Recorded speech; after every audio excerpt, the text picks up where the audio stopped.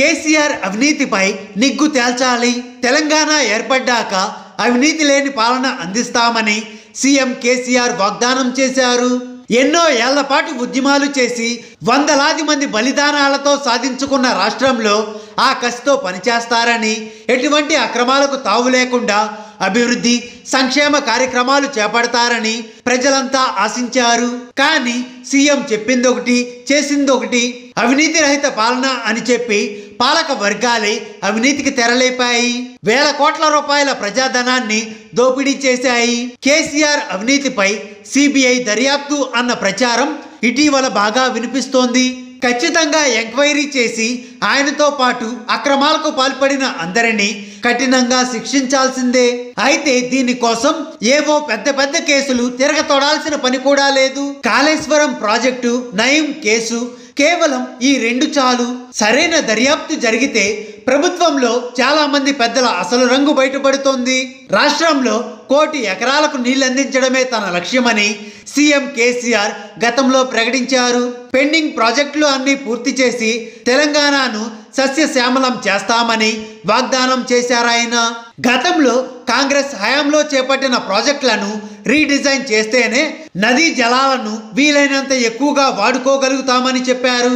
నాడు వైఎస్ రాజశేఖర రెడ్డి ముఖ్యమంత్రిగా ఉన్నప్పుడు 18,000 కోట్ల అంచనాలతో తొమ్మిడిహట్టి వద్ద గోదావరి, ప్రాణహిత నదులపై భారీ ప్రాజెక్టును చేపట్టాలి అని నిర్ణయించారు. ఈ ప్రాజెక్ట్ పనులు పెండింగ్ లో పడుతూ వచ్చి అంచనా వ్యయం ఏకంగా 38,000 కోట్లకు చేరింది. ఆ తరువాత తెలంగాణ ఏర్పడిన మొదట్లో ఈ ప్రాజెక్టును కేంద్ర ప్రభుత్వమే నిర్మించాలని సీఎం కేసీఆర్ లేఖలు రాశారు. కానీ కొద్ది రోజులకే తుమ్మిడిహట్టి వద్ద కాకుండా రీడిజైన్ పేరుతో మేడిగడ్డ వద్ద చేపట్టాలి అని నిర్ణయించారు. కాళేశ్వరం ప్రాజెక్ట్ పేరుతో దీని నిర్మాణం చేపట్టడం ద్వారా నీటి లభ్యత పెరుగుతుంది అని చెప్పారు. కాళేశ్వరం ప్రాజెక్ట్ రూపకల్పన, అంచనా వ్యయం పెంచిన తీరుపై అప్పట్లోనే తెలంగాణలోని ఇంజనీర్లు, మేధావులు చాలా సందర్భాల్లో తప్పుపట్టారు. ఈ ప్రాజెక్టుకు అంత వ్యయం అక్కర్లేదని చెప్పారు. నీటిపారుదల ప్రాజెక్టుల నిర్మాణంలో అంతర్జాతీయ ఖ్యాతి పొందిన మేధావి, ఐక్యరాజ్య సమితికి నీటిపారుదల శాఖ సలహాదారుగా పనిచేసిన తోట హనుమంతరావు లెక్కలతో సహా కాళేశ్వరం ప్రాజెక్టుకు 80,000 కోట్లు అవసరం లేదని తేల్చారు. తెలంగాణ ఇంజనీర్ల ఫోరం కూడా ఇదే విషయాన్ని చెప్పింది.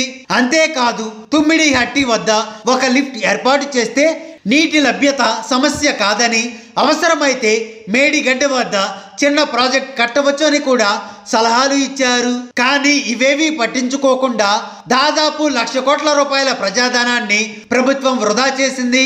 కాంట్రాక్టు పనులు అప్పగించడంలో చేసిన పనుల్లో పెద్ద ఎత్తున అవినీతి జరిగిందని అన్ని పార్టీలు, మేధావులు ఆరోపణలు చేశారు. ఈ విషయంలో నిజ నిజాలను నిగ్గు తేల్చాల్సిన అవసరం ఉంది. నిష్పాక్షికంగా దర్యాప్తు జరిగితే 1,000 కోట్ల ప్రజాధనం దోపిడీని వెలికి తీయొచ్చు. గ్యాంగ్స్టర్ నయంను పోలీసులు ఎన్కౌంటర్లో చంపేశారు. ఆ తరువాత అతడి ఇంట్లో సోదాలు చేస్తే అక్కడ దొరికిన డబ్బు లెక్కించడానికి 2-3 రోజులు పట్టిందని అప్పట్లో వార్తలొచ్చాయి. అంటే ఎంత భారీ మొత్తంలో డబ్బు దొరికి ఉండొచ్చు. మరి ప్రభుత్వం లెక్క చూపిన డబ్బు ఎంత?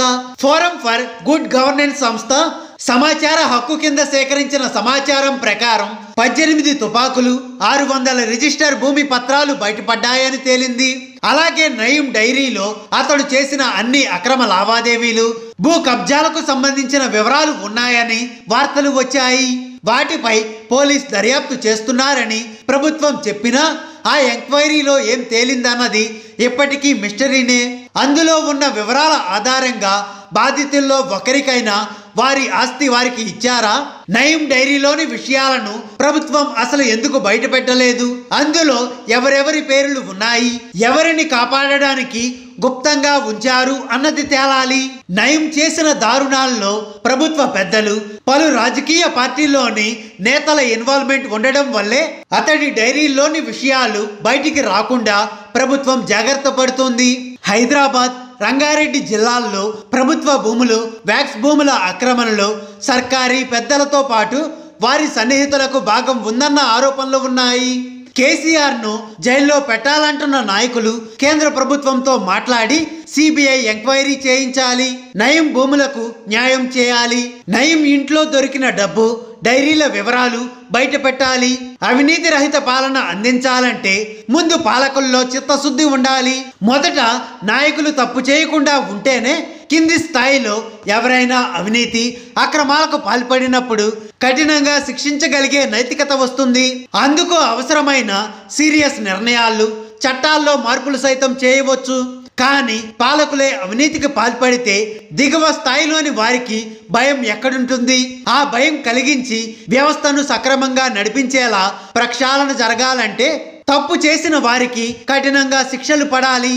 అది ఏ స్థాయి వ్యక్తి అయినా సరే కేంద్ర ప్రభుత్వం సీరియస్గా తీసుకొని రాష్ట్రంలో జరిగిన అవినీతి అక్రమాలపై సిబిఐ ఎంక్వైరీకి ఆదేశించాలి. అప్పుడే వృధాగా పోయిన కోట్ల రూపాయల ప్రజాధనం వెనుక ఉన్న అసలు పేర్లు బయటకు వస్తాయి. హాయ్ ఫ్రెండ్స్, మా టుడే టుమారో యూట్యూబ్ ఛానల్ చూస్తున్నందుకు చాలా థ్యాంక్స్. మరిన్ని లేటెస్ట్ వీడియోస్ కోసం వెంటనే సబ్స్క్రైబ్ చేయండి. అలాగే ఈ బెల్ ని కూడా రింగ్ చేసేయండి. మా నోటిఫికేషన్స్ అన్ని మీ మొబైల్లో వస్తాయి. అలాగే మా వీడియోస్ మీకు నచ్చితే లైక్ చేయండి, షేర్ చేయండి, నచ్చకపోతే కామెంట్ చేయండి.